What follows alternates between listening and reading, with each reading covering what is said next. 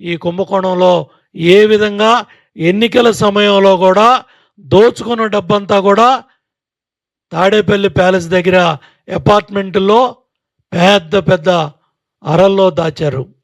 అట్లాగే హైదరాబాద్లో పెద్ద పెద్ద అపార్ట్మెంట్లో వేల కోట్లు దాచారు.